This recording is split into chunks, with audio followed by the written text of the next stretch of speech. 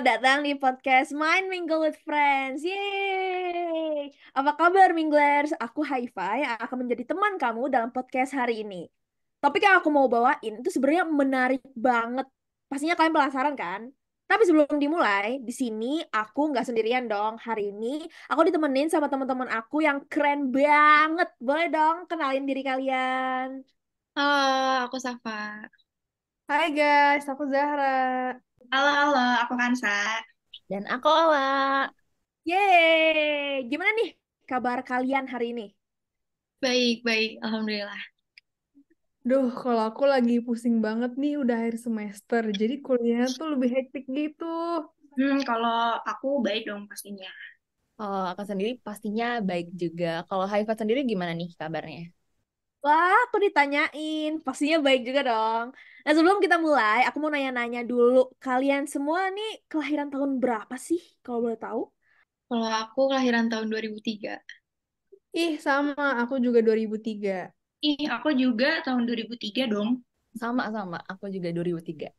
Wah, berarti kita sama semua ya. Soalnya aku juga kelahiran 2003, bukan 2023 ya. Berarti aku masih setahun dong. Nah, berarti kita semua masuk ke dalam kalangan Gen Z ya. Nah, ngomong-ngomong soal Gen Z nih, kalian tahu nggak sih kalau ternyata kalangan-kalangan Gen Z kayak kita nih disebut apa sih biasanya? Emang ada sebutan lain? Sebutan lain ya? Ada nih ya, teruntuk speaker-speaker tercinta aku dan juga untuk kalian para Minglers, kita nih sering banget dipanggil yang namanya Strawberry Generation, yang lagi happening banget di kalangan kita. Kalian pernah denger nggak? Pernah, pernah, Oh, pernah. Jujur, aku sering banget dengar istilahnya, tapi kayak masih belum mengerti gitu loh. Ini tuh maksudnya apa sih? Oh, kalau aku sendiri tahu sih, sering banget soalnya lihat di kayak komenan TikTok orang-orang gitu. Oke, kalau gitu, kalau aku boleh tahu nih, pertama kali kalian tahu istilah Strawberry Generation tuh dari mana sih? Kalau aku awalnya dari TikTok, karena sering banget lewat FYP gitu. kalau aku jujur aku baru denger banget sekarang sih. Oke, aku penasaran nih, buat kalian nih yang tahu, apa sih pandangan atau pendapat kalian nih mengenai Strawberry Generation ini? Setahu aku sih generasi strawberry ini generasi yang punya sisi kreatif yang tinggi ya. Tapi kata orang-orang generasi strawberry ini juga katanya anaknya menye-menye. Terus dan aku nggak ngerti kenapa kita disebutnya menye-menye. Terus katanya anak generasi ini juga kayak sering dibilang kerjanya sedikit tapi lebih banyak healingnya. Terus mereka juga nggak bisa banget dikritik. Sama katanya biasanya mereka sering banget bahas yang namanya mental health. Itu sih. Kalau yang aku tahu dari Strawberry Generation tuh kayak strawberry ini tuh kan merepresentasiin buah strawberry ya. Jadi kalau kalian tahu tuh buah strawberry tuh kayak merah, kelihatannya kayak merah, cakep, manis, gimana gini gitu kan. Tapi kalau misalnya diinjek, dipenyekin gitu pasti mudah hancur gitu. Iya, benar banget tuh. Aku lihat juga kan banyak banget orang yang bilang kalau generasi strawberry ini itu tuh rapuh banget. Makanya dibilang kayak strawberry yang gampang hancur. Wah, bener banget tuh. Kayak sangat menggambarkan Strawberry Generation gitu. Kalau kalian nih dari yang lain, dari Zahra nih gimana? Aku baru dengar sekarang sih, tapi setelah aku mendengar pandangan dari Safa sama Ola juga, aku jadi paham sih kenapa generasi kita nih dibilang gampang rapuh, terus lembek banget lah mentalnya gitu. Mungkin itu juga karena orang tua kita nggak sih yang terlalu manjain kita. Ah iya, aku pernah baca juga itu soal pola asuh orang tuanya Gen Z. Katanya pola asuh itu termasuk salah satu faktor yang bisa ngebuat mental Gen Z itu jadi ikut lemah loh. Oh, ya aku juga setuju sih sama statement itu. Pasti yang jadi faktor utama itu pola asuh orang tua ya. Karena yang aku tahu tuh orang tua kan orang yang pertama kali mendidik kita gitu kan. Nah, dari didikan mereka pastinya ngasih pengaruh nih ke kita, terutama buat ngebentuk kepribadian kita. Tapi bentar-bentar, aku penasaran nih ngomongin soal pola asuh. Sebenarnya aku mau tahu dulu dari kalian. Kalian pada anak keberapa sih dan rata-rata berapa bersaudara gitu? Terus kalau boleh tahu nih sedikit ceritain cara orang tua kalian tuh ngedidik kalian kayak gimana sih? Misal kayak saking galaknya sampai kalian misal nggak boleh keluar malam-malam. nggak boleh lebih dari sore. Atau mungkin yang terlalu lembut sampai kayak kalau kalian digigit nyamuk aja orang tua tuh sampai kayak prihatin banget gitu. Oke, oke, mungkin aku mau cerita nih kali ya. Aku anak kedua dari tiga bersaudara. Orang tua aku tuh yang aku perhatiin sih mereka pakai pola asuh otoritatif deh. Soalnya mereka tuh membangun hubungan yang kuat sama anak-anaknya, di mana mereka tuh ngasih dukungan emosional yang pastinya konsisten dan juga positif. Terus orang tua aku juga selalu menciptakan lingkungan di mana anak-anaknya tuh ngerasa kalau mereka tuh dicintai sama lingkungannya dan juga diterima sepenuh hati. Nah, sambil memberikan kebebasan nih buat mengeksplorasi dan mengembangkan diri, orang tua aku juga menetapkan aturan dan batasan yang jelas dong pastinya, karena anaknya nggak bisa sebebas itu. Selain itu, orang tua aku tuh bukan tipikal orang tua yang ngemanjain anaknya gitu loh. Jadi, orang tua aku tuh selalu nerapin prinsip kalau misalkan kita mau apa yang kita mau, kita tuh harus usaha dulu. Jadi, semuanya tuh ada prosesnya dan nggak instan gitu deh. Mungkin dari aku juga agak mirip-mirip nih sama Zahra. Kalau aku kebetulan aku anak tunggal dan orang tua aku juga mungkin pakai pola asuh otoritatif kali ya. Jadi mereka ini cara ngedidiknya kayak tadi kayak lebih ngasih kebebasan, terus tapi ya, mereka ngasih kebebasan tuh bukan benar-benar aku dilepas gitu sama mereka. Tapi mereka tetap ngasih arahan, tetap ngasih batasan yang tegas dan aturan yang tegas juga ke aku. Dan kalaupun aku ngelanggar hal yang udah mereka tetapin, ya aku bakal tetap dapat hukuman juga sih. Dan kalau dilihat dari segi hubungan aku sama orang tua, aku hubungannya udah lebih kayak ke teman sih ya. Mungkin karena aku anak satu-satunya juga, jadi mungkin aku lebih gampang untuk dekat sama keduanya. Dan cara aku dididik juga mungkin agak berbeda sama stigma anak tunggal di luar sana, yang katanya anak tunggal tuh kayak dimanja, terus kayak apa yang dimau pasti bakal langsung diturutin gitu kan. Tapi orang tua aku sama sekali nggak pernah pakai cara didik kayak gitu. Mereka lebih nerapin ke aku kayak kalau aku mau sesuatu ya aku harus usaha dulu atau kerja keras dulu. Nggak ada tuh yang aku mau bakal langsung kesampaian saat itu juga gitu kan. Terus dan mereka nerapin pola asuh seperti ini udah dari aku kecil sampai sekarang umur aku 20 tahun. Jadi pribadi jadi ngebuat pribadi aku sekarang tuh kayak lebih mandiri dan lebih bertanggung jawab sih sama apa yang aku kerjain. Gitu. Wah, sama banget sih kayak Zahra sama Safa juga. Kalau aku dari anak kedua dari dua bersaudara. Nah, kalau untuk orang tua aku juga bisa dibilang otoritatif sih sebenarnya. Jadi kayak di beberapa hal, kayak misalnya dalam hal akademis, kayak mereka tuh ngasih aku kebebasan. Tapi kalau di luar hal itu tuh kayak mereka cukup tegas sama strict ke aku. Itu sih. Hmm, Kalau dari aku sendiri sih, aku sama kayak Syafa ya, anak tunggal. Jadi mungkin pola asuhnya mirip-mirip kali ya, jadi masih relate gitu. Berarti cukup beragam ya cara anak-anak Gen Z ini dididik sama masing-masing orang tuanya. Kadang ada yang strict banget, kadang ada yang dikasih kebebasan di hal-hal tertentu gitu-gitu ya.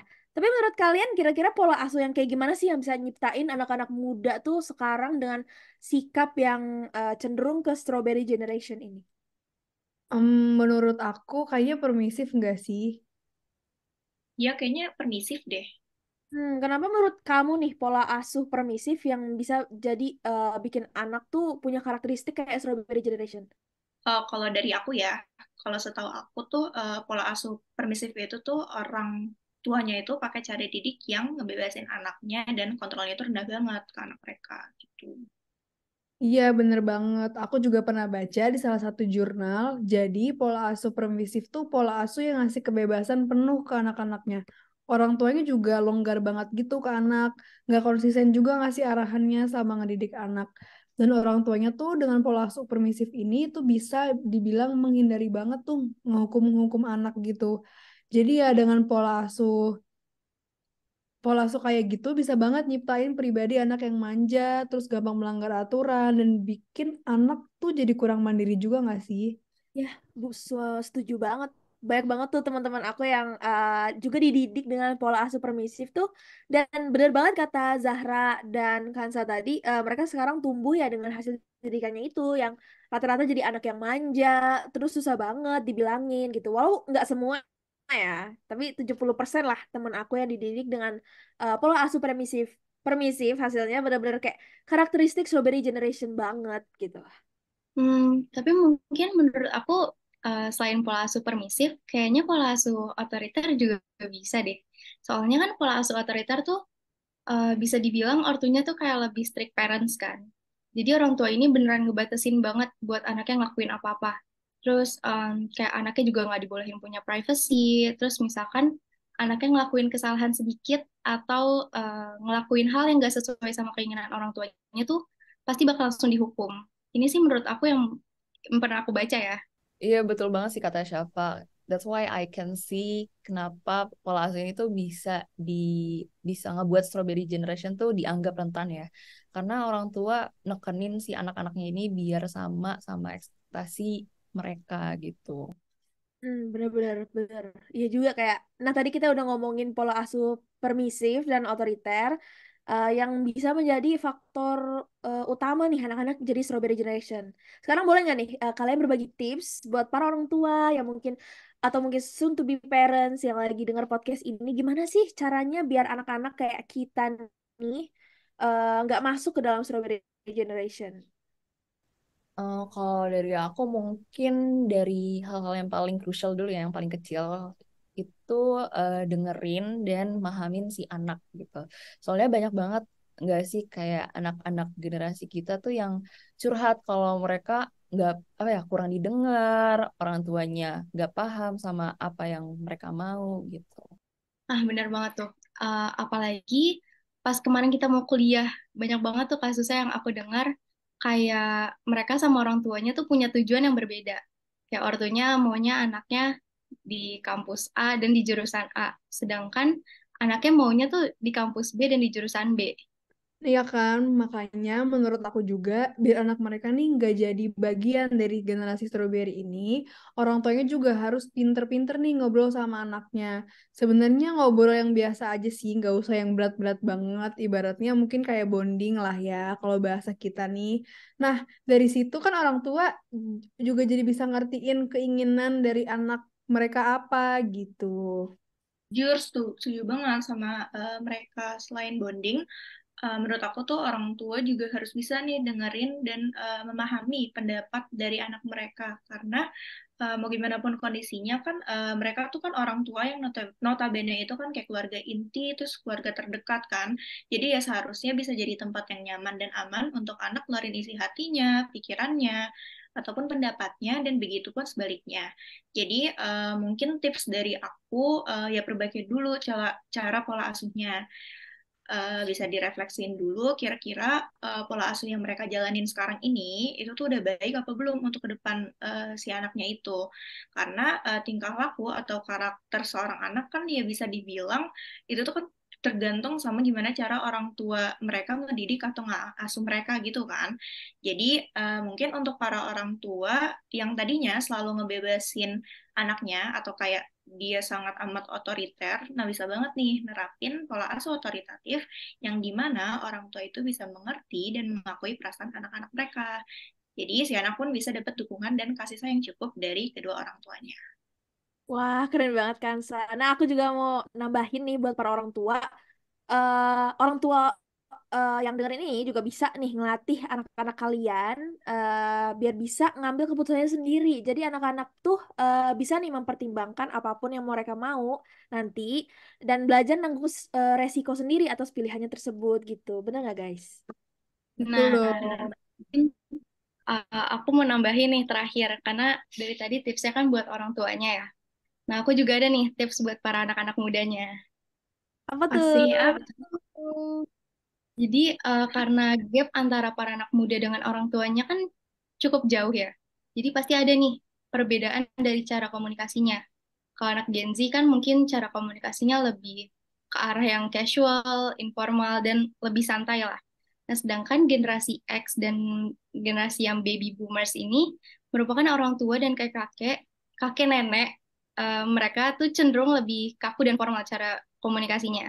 Nah, jadi buat para anak muda, nggak ada salahnya nih buat kalian lebih aktif dan membuka komunikasi yang baik dengan orang tua kalian. Jadi selain dari orang tua, para anak muda tuh juga harus bisa untuk berkontribusi agar kalian gak jadi bagian dari Strawberry Generation.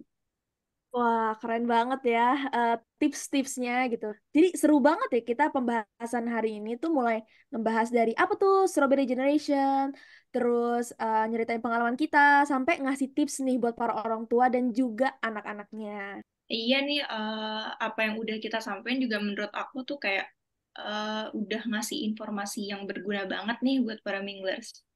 Pastinya dong, semoga podcast ini bisa tersampaikan dengan baik kepada seluruh Minglers dan pastinya ngasih banyak insight baru untuk kalian semua. Oke, mungkin sebelum kita tutup podcast ini, ada lagi nggak yang mau ngasih satu atau dua patah kata? Kata aja jangan banyak-banyak. Tapi aku mau ngasihnya agak banyak sih, bukan per kata. Nggak boleh. Oke, silakan.